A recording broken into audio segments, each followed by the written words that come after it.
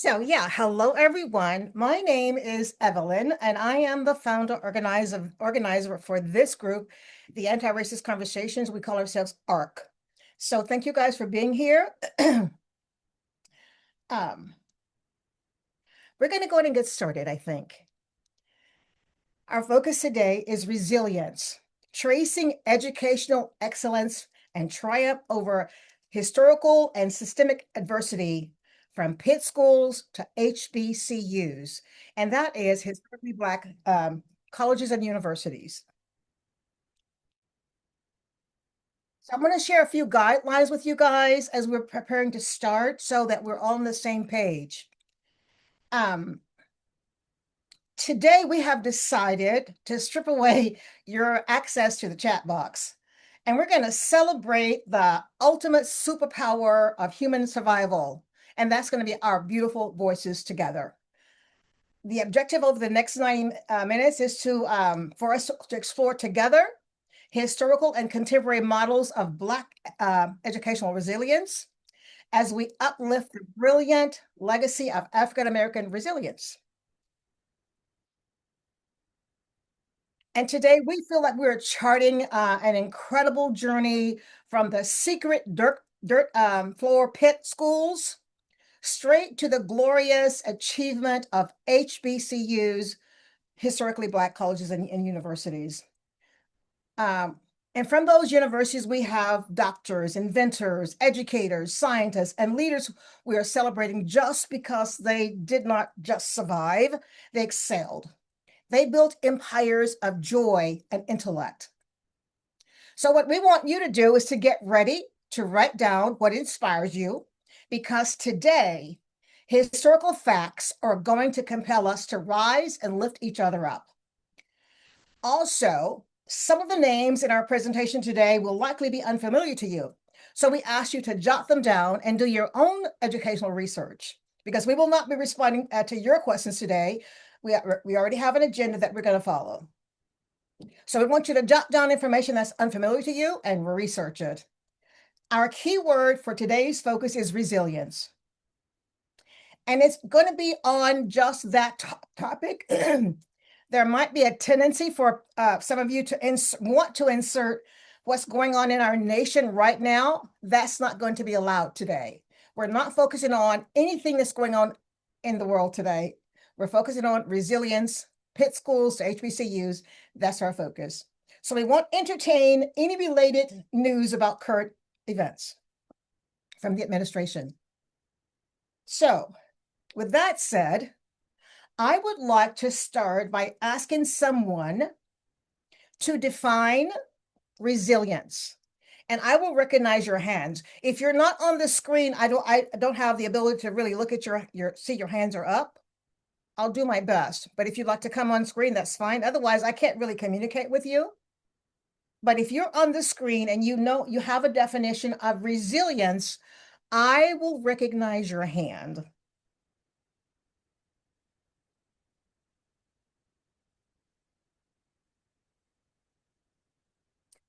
Let's see. Okay, Lena.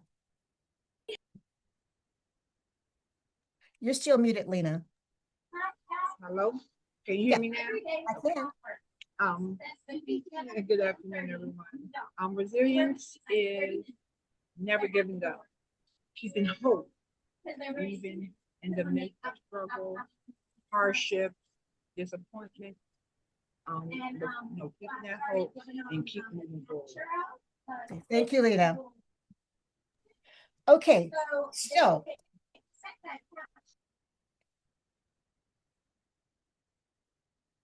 she says never giving up, keeping the hope. So rather than, it's just more than just enduring hardship. I think resilience requires a mental, emotional, and behavioral flexibility that enables individuals, all of us, and communities to grow and maintain a well-being. And it's challenging, but it's not impossible. So I would like for someone now, and we're gonna move this around. We don't want the same people speaking all the time. Someone now to share a time when you had to pivot or find a creative way to move forward when a door was closed to you. Think about a time a door was closed to you and you had to pivot, be creative to move forward. But you were unrelenting, you were resilient.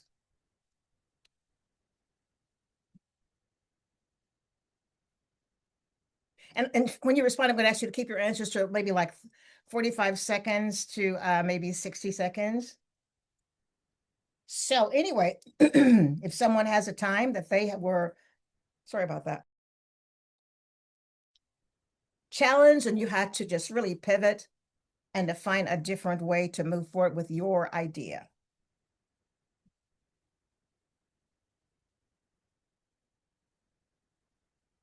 Okay, since we don't have a response, then I'll just move on. For me, resilience is not just about bouncing back.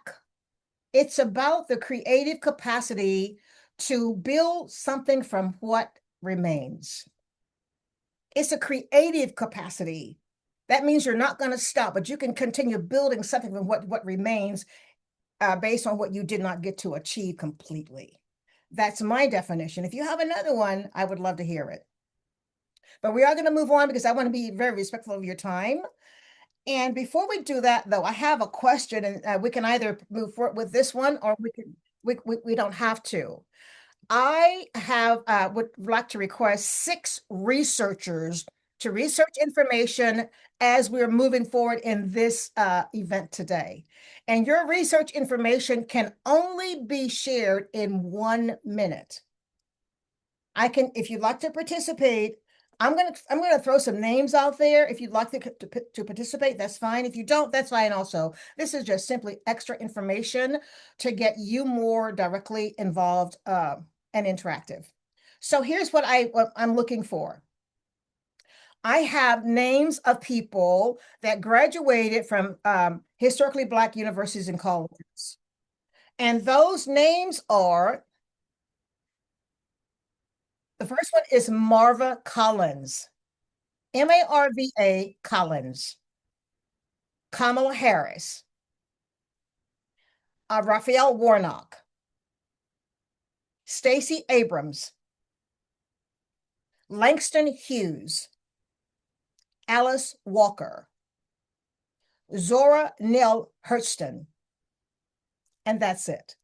I'll repeat them again, just in case you'd like to participate. If you don't want to, that's also just fine because it's optional.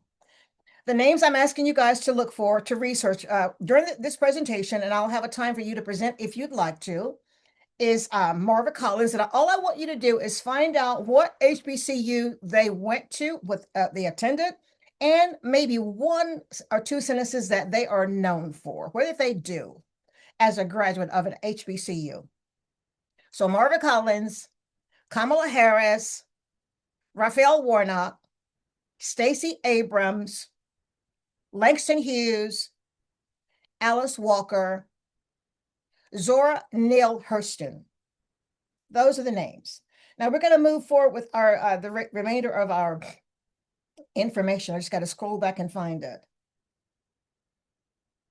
Keeping in mind that our focus today is resilience. We're talking about training educational excellence and triumph over historical and systemic adversity from pit schools to HBCUs. And we're hopeful that you guys are going to want to participate in the interaction. Otherwise, this is going to sound like a lecture. I don't mind lecturing. I prefer not to. So I'm going to give you a few facts here, and then after that, we'll have some interaction. Under slavery, Black literacy, as you might well know, was a criminal offense. Enslaved people who were caught looking at a book, holding a book, tracing letters in the dirt, or teaching another to read, they faced brutal consequences like flogging, amputation of fingers, or being sold away into slavery with another master, or killed.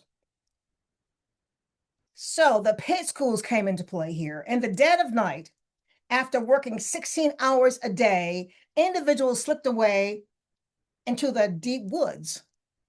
They dug pits in red clay and dirt and they covered them with brush, branches, leaves, mud, so they could muffle their voices and not be heard by the slave patrols.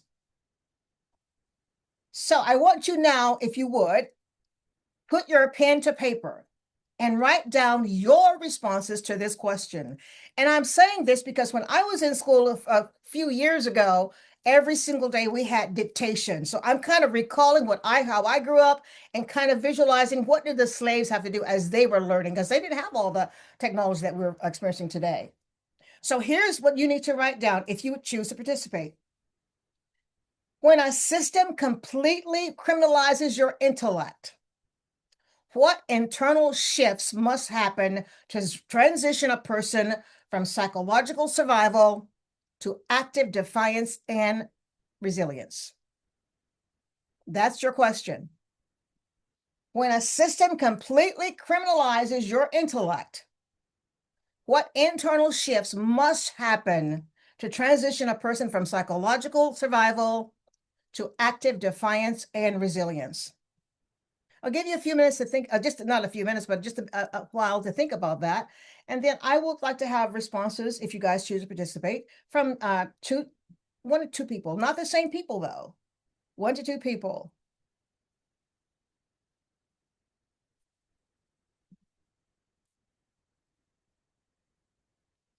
And I'll look and see when your hands are raised.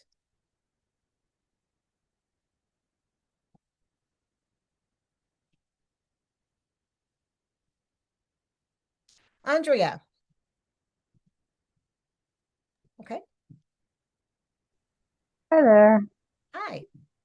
Um, the first thing that I thought of when you asked that question was you almost need to come up with like a secret society of your own and secret codes, different ways to communicate, um, different ways to send information back to one another. Because humans by nature are inquisitive and curious and want to learn. So just because you outlaw it doesn't mean that it's not going to happen. So you just need to get very creative with that information.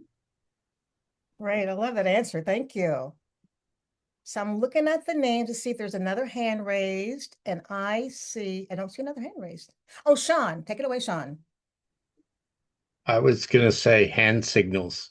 A lot of people learned hand signals to communicate together when they weren't allowed to. Okay. It happens a lot in prisons. It happens a lot in schools, obviously. Mm-hmm.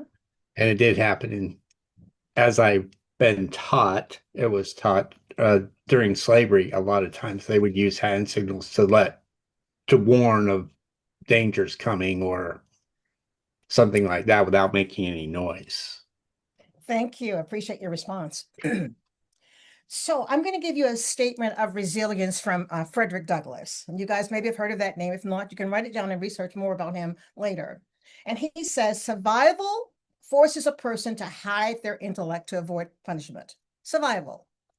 But defiance and resilience begins the moment you realize your mind is entirely your own territory. Think about that. So when his master strictly forbade him from learning to read, warning him that literacy would forever unfit him to be a slave, Douglass experienced a massive paradigm shift. He realized that the entire superstructure of slavery depended on keeping the oppressed mentally blind. So by covertly learning to read anyway, he committed his first act of absolute defiance and resilience, proving that while a master could chain his body, they could not govern his mind that refused to cooperate. And let's take a look at other people too. I want you to write this name down, Lucy Craft Laney. She was born in 1854, died in 1933. She was born into slavery in Macon, Georgia. She devoted her life to building an educational legacy in Augusta, Georgia. In 1833, she started the Haynes Normal and Industrial Institute with zero funding, creating the first kindergarten. I'm a kindergarten teacher, and that really impressed me, for Black children in the South to feed the pipeline for higher education. Laney's resilience was defined by an absolute refusal to let poverty dictate possibility. When institutional resources were depleted, she used her last coins to travel north. She met with the Presbyterian Church, and she delivered a speech so powerful that it mobilized them to fund her campus. She did not relent. She was resilient. She proved that when resources do not exist, a resilient leader persuasively commands them. So Lucy Craft stepped out entirely on her own with empty pockets, a clear path for a generation she would never see to live. So on your paper, this is what I would like for you to write down.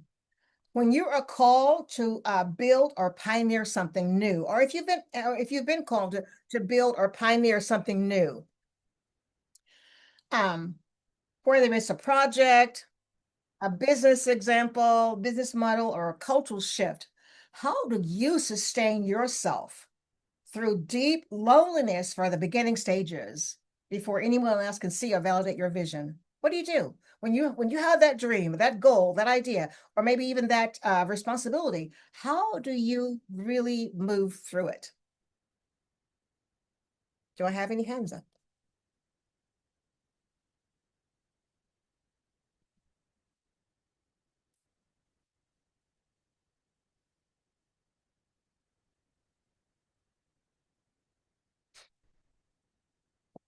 Okay, Annette, I'm sorry, I didn't see you.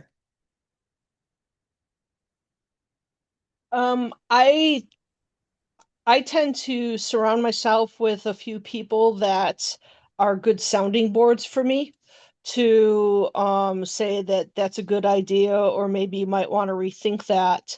And I spend a lot of time either writing or praying about what I'm looking to do to help me move forward. That is absolutely brilliant. I love it. Thank you so much for sharing.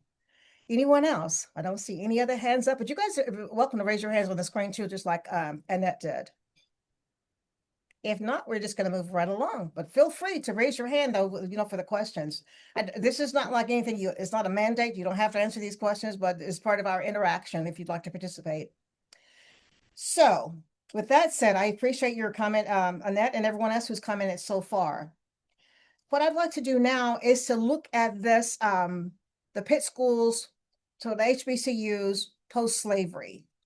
When emancipation finally arrived, the underground hunger exploded into the daylight, just exploded. Black communities pooled together pennies, nickels, even chickens and raw lumber to pay teachers to construct makeshift schools.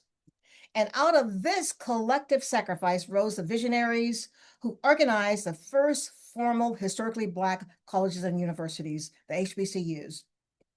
And one of those people in 1837 was Richard Humphreys. He was a Quaker, and he willed $10,000 and founded the Colored School for Youth in Pennsylvania in 1837. And today that institute is still actively educating students. It's called Cheney University. It's the oldest historically Black institution of higher education in the nation. But you know what he did though? He practiced what's called predictive resilience. He resisted, kind of like what Andrea said a few minutes ago, he resisted the intense social structure of his era by designing a blueprint for higher learning and protecting Black intellectual advancement long before slavery had ended. And then there's Daniel Payne. He was a bishop in the African Methodist Church. We call them the AME churches. In 1863, he led a historic effort to purchase Wilberforce University in Ohio. Perhaps you've heard of that, making it the first college completely owned and operated by African Americans. Payne's resilience was a declaration of intellectual sovereignty. Even in the middle of the Civil War, when Black humanity was being fiercely contested on the battlefield, he blocked out the chaos. He blocked out the noise to secure a physical university, proving that true resilience means building for tomorrow, even when the world is on fire today. So Daniel Payne purchased a university while the Civil War was still raging outside his door. And I'm going to give you another question to think about, and would like for you to participate, but it's optional. Here's the question. Here's your dictation. How do you cultivate the long-term vision to build lasting whatevers for the next generation when life is unstable or under attack? How do you cultivate the long-term vision to build lasting monuments or structures or businesses or groups like this for the next generation when life is unstable or under attack? I'll recognize your hands on the screen if you'd like to share. Okay, Lena. I think when you sit down to determine that you're going to make that decision, you have to have like a foundation. You got to have a skeleton. So you start with your building blocks, and then for each building block, you can expand and get more specific on which topic you want to cover, or which areas you want to teach, or what lessons you want to spread on to the community or your children or your friends. Thank you, Lena. Jennifer. Okay, hi. Hi. I have sort of a longer response, if that's okay. But not too long, though. We don't want to go over a minute. Maybe let's do slightly over a minute. Oh God, this started timing me. So let me ask you a question. How long do you think it would be? Not very long, sorry. A timer popped up. I'm like, oh my God. Okay.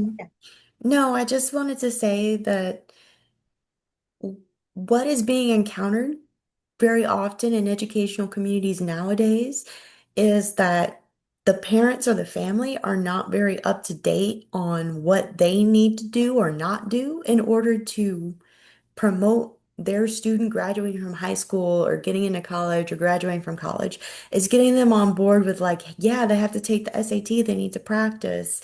There's certain things you need to not do, certain things you do need to do for scholarships. And like something that we as individuals and as communities should do is when we see a parent that is struggling to grasp those concepts, we need to talk to that parent and, in a really extreme case, even pressure that parent so that they don't accidentally sabotage their own students. That's it. Thank you for that. I appreciate that comment. Yeah. Anyone else want to comment on that? Well, this is what my statement was in conjunction with that same question. I don't believe that we can build. It kind of goes along with what maybe Jennifer is saying. We cannot build lasting foundations if we only show up when things are loud and scary.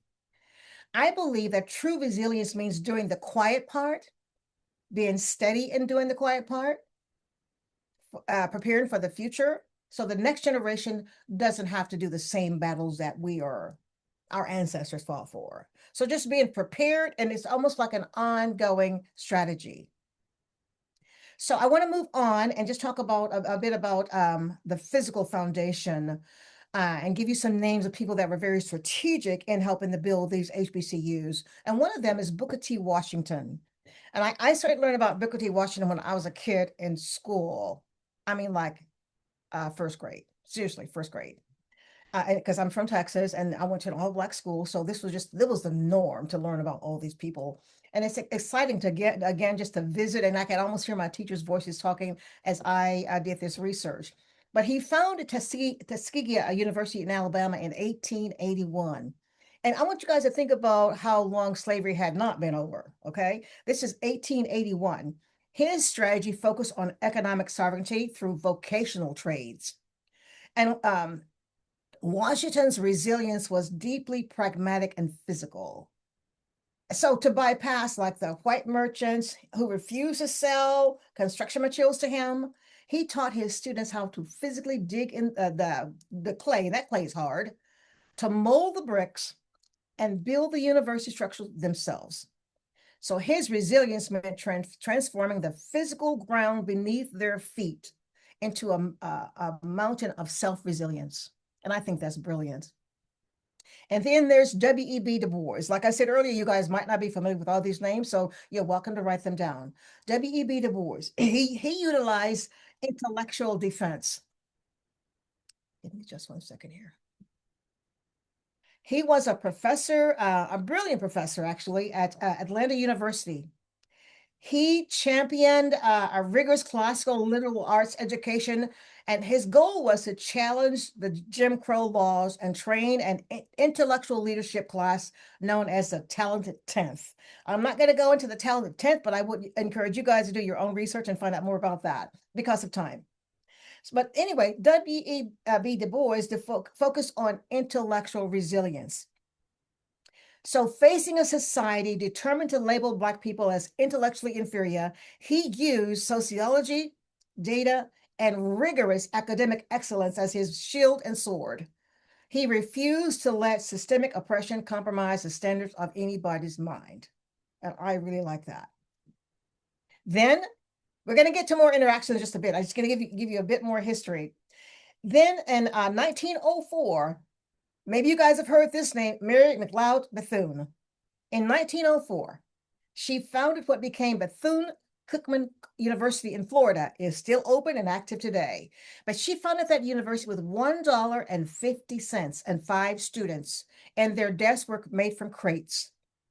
But check this out, though. When the Ku Klux Klan marched onto her campus to terrorize her students before an election, she did not run.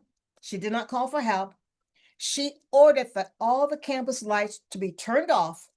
She stood on the ground with her students and other staff in front of the gate in pitch black, and she led her girls to sing gospel hymns until the Klan retreated.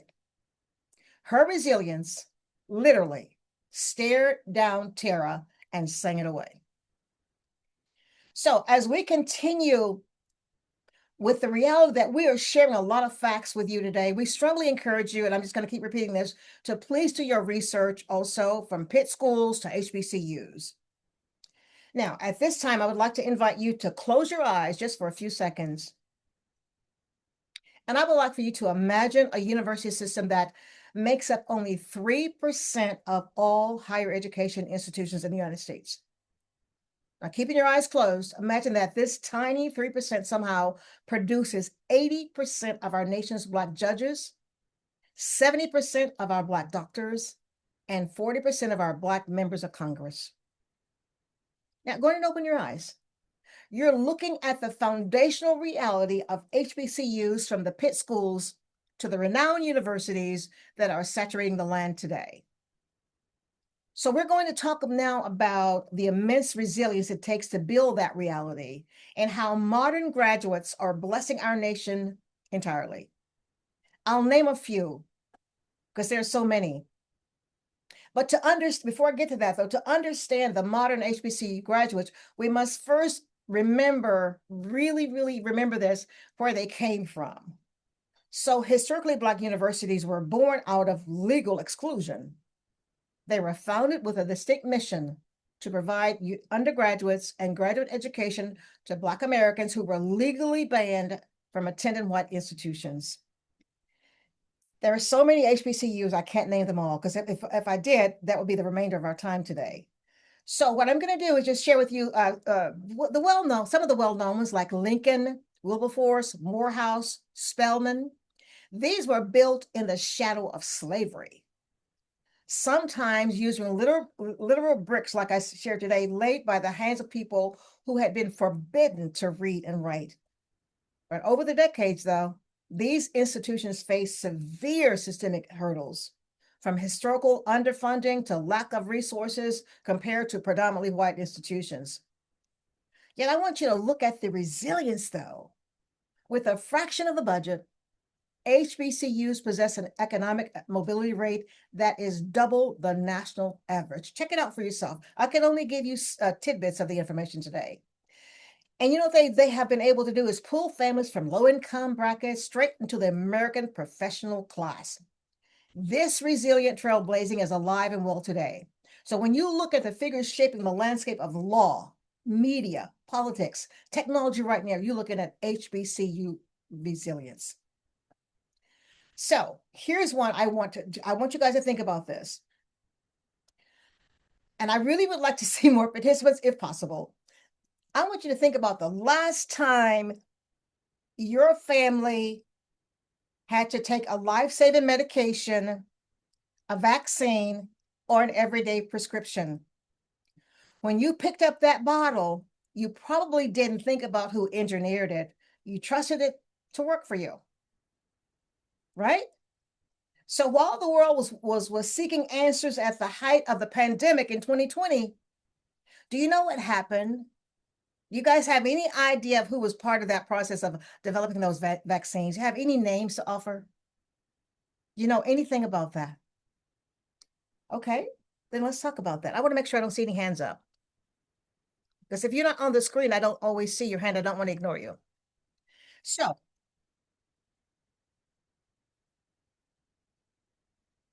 okay. While the world was seeking answers at the height of the pandemic, like I was saying, a brilliant young woman stood in her lab, driven by a deeply resilient focus to rewrite our future. Her name is Dr. Kismika Corbett-Hilara.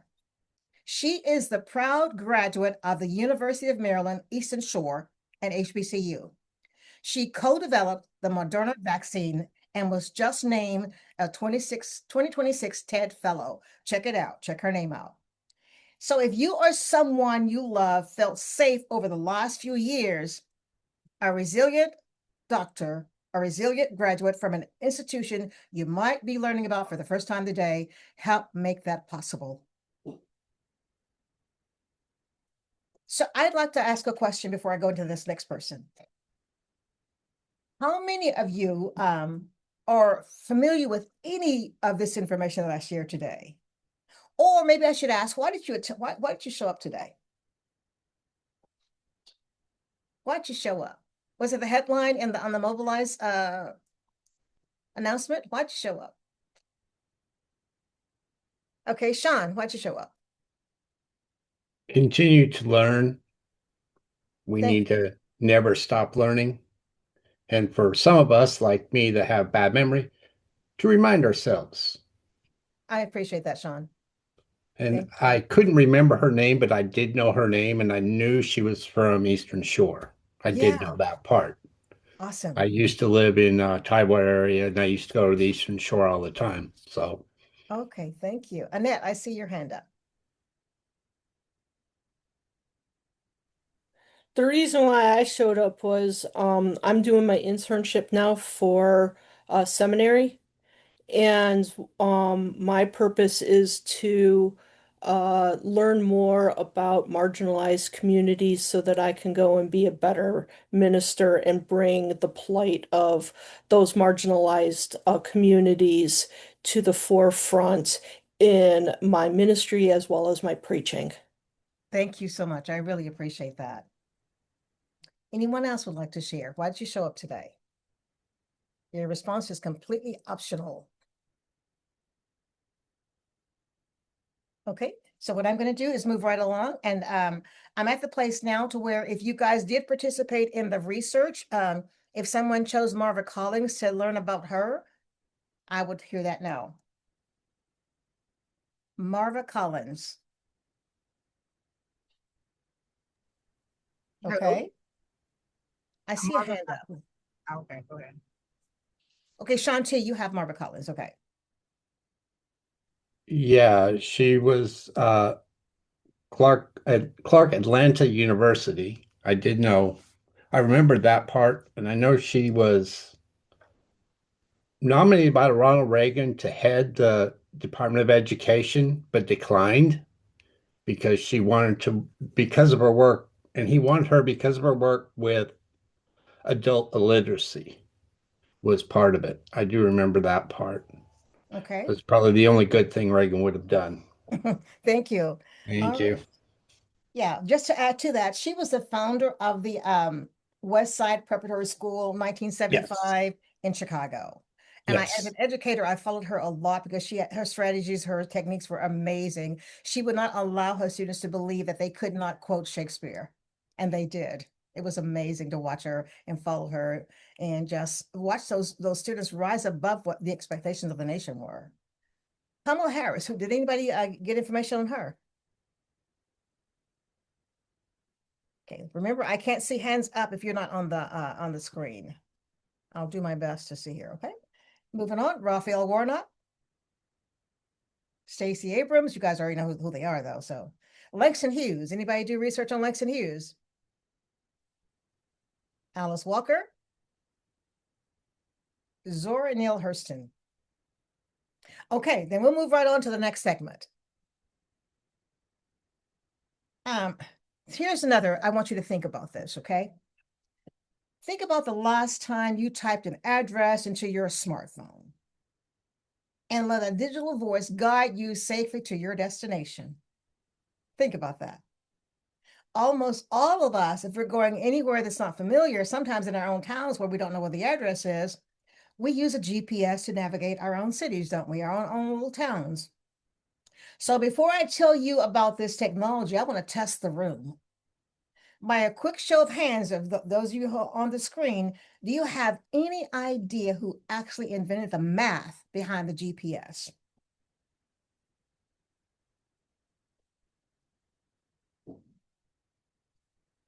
Okay, I don't see any hands up. So the genius behind that little blue dot on your screen is a brilliant Black woman named Dr. Gladys West. She grew up in rural Virginia, used education to escape the life of field work, like cotton and those kind of things. And she graduated at the top of her class from Virginia State University, a proud HBCU. In 1956, she became the second only Black woman hired at a naval base. And working in a room full of white male scientists during the Cold War, Dr. West programmed early mainframe computers to map the Earth's precise shape. Her exact formulas became the foundation for modern GPS. So without her work, we might be lost. We might miscalculate a lot and just drive extra miles around and around in circles, whatever. Dr. West passed away on January 15th this year, 2026, at the age of 95. So while she spent much of her career as a hidden figure, working in a near, nobody really knew that much about what she was doing, she lived a long life, a full life, and witnessed her work completely change how the entire world moves. So now, I'm moving a little bit fast here, so I can slow down if you guys want to comment.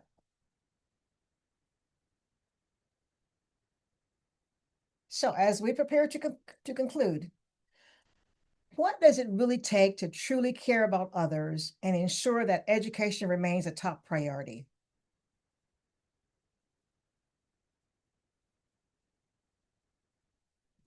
Any answers? What does it really take to care about others? I think I might see a hand up. Okay, I see. I'm not sure who was first, but I see I'm going to go with Andrea and then Annette. I think just meeting in groups like this, talking to other people, learning about other people's experiences, because when you become secluded in your own bubble, you may start to think that everybody lives like you, and they very much don't. So the opportunities that you may have had, not everybody has, and vice versa.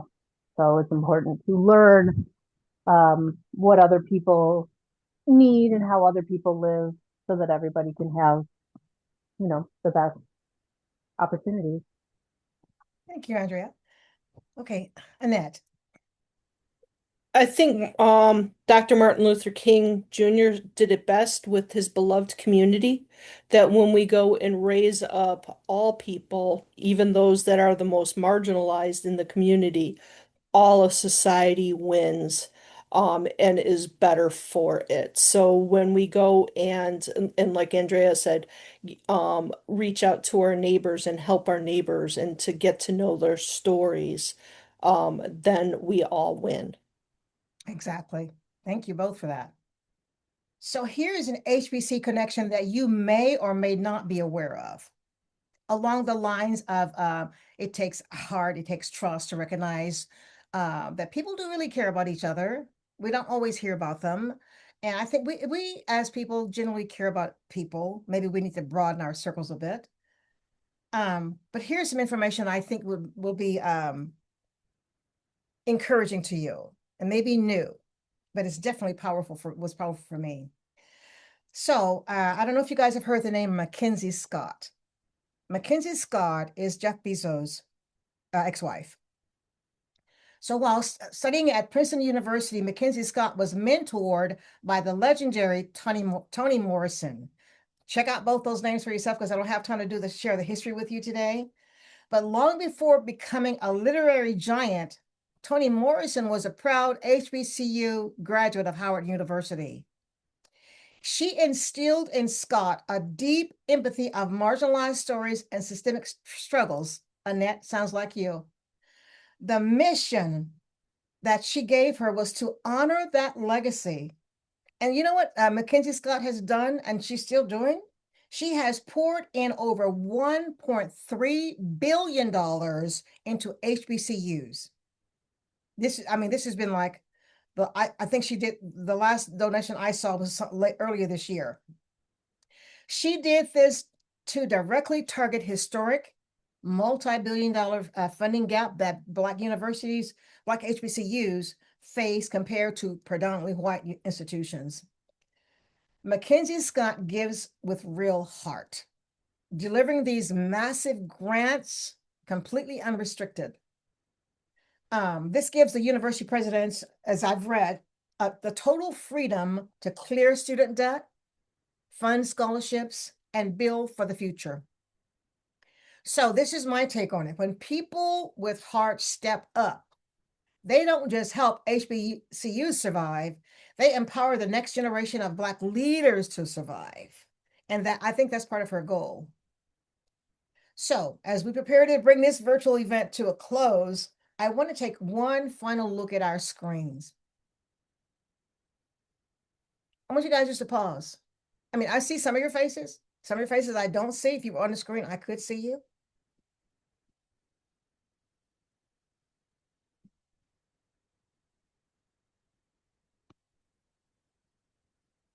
I want you to just think. We are physically separated by miles, yet we're completely connected. And what I'd like to do at this time, for the folks that I do see on the screen, if you can let me know, where are you dialing in from? Pat, where are you dialing in from? Can you unmute?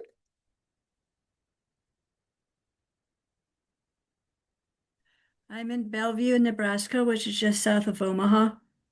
Fantastic. Oh my gosh. And Jaypret, where are you dialing in from? I'm from Seattle, Washington. Fantastic. And Rebecca, you just logged on. You've been here before. Where are you dialing in from? And can you unmute? Okay, Joliet, Illinois. Okay, I remember now. And Yeah, Jennifer? because you're from up north from me, aren't you? Yeah. Yeah, we're just, yeah. And Jennifer, where are you dialing in from? Oh, Austin, Texas. Oh my gosh. What? That's Happy home. Juneteenth. That's home for me. Oh, it is? It Oh, is. awesome. Yeah. I'm up in Cherrywood going back and forth between Blackland and Rosewood. Oh my gosh. Okay. Maybe we'll talk later. All righty. And Lena, I know where you're dialing in from, but other folks don't know where you're dialing in from. Virginia. Okay. And Janae?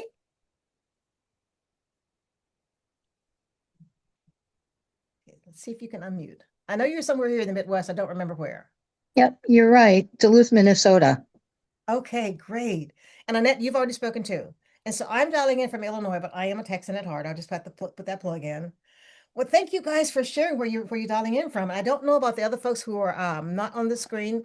If you'd like to share, that's fine. If not, that's okay too. Sheila from Baltimore, Maryland. Oh my gosh, thank you. Wow. Quad Okay. Cities, Illinois. Pardon me? Quad Cities, Illinois, on the other side of the state from Chicago. Okay. I remember working with you. I started an Indivisible group, and our very first rally was the Hands Off rally, and you were the office hours person that I spoke to. Oh, I That am. that Oh, helped when we were planning that. Yes, that's where I've seen you before. oh my gosh. Okay. Well, I'm so glad you joined today. All righty. Any others? Eugene, Oregon, originally New York City. I remember that. You were here last time, Sean. You were here for the Yep. Juneteenth event. Yeah. Thank you for showing up Yes. again today. So what I would like to say then is that I'll repeat myself, we're physically separated by miles, but yet we're still connected. We're talking. I can hear you. I can see some of you. And the fact that we've spent this time sharing space, and seeing each other, listen to one another's voice over video is no coincidence. It's called engineering.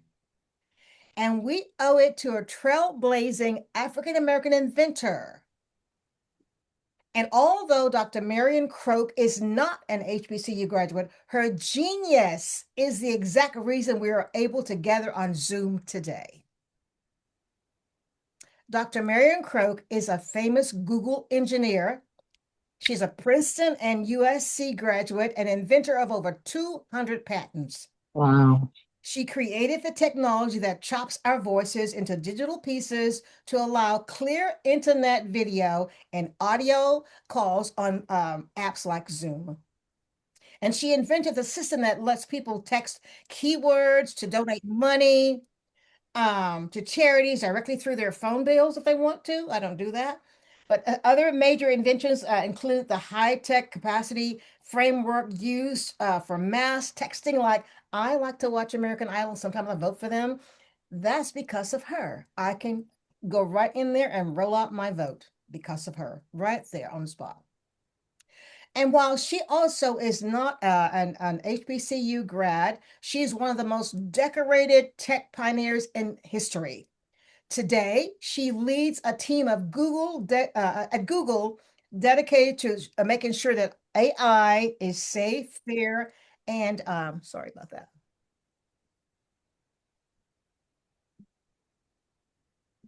Is safe, fair, and ensuring that it works best for everybody. And she tracks to make sure that the algorithms are not being negative toward people with disabilities or marginalized communities. So we are really at the end of this event today. It went a lot faster than I thought, but it was hoping for more interaction from you guys. But I would like to say thank you for being here. Like I say, we covered it a lot. It's truly incredible for me that you guys showed up. I really appreciate that. I respect you being here. Give me just a second here. What I'd like to say is that I would like to leave with you guys the most important information from Pitt schools to HBCUs and the idea of resilience. And I believe that mentality, that resilient mentality is in all of us today. It has to be, surely. But I would like to encourage us to carry it forward by continuing to support one another and keeping the doors of opportunity open in your areas in Nebraska, in Seattle, in Wisconsin, Michigan, Illinois, Texas, wherever you're dialing in from. Keep it alive.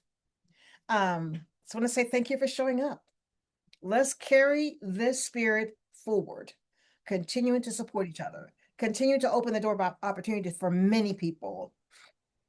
So what I'm going to do now is to stop the recording. Really appreciate you guys being here to participate in this event.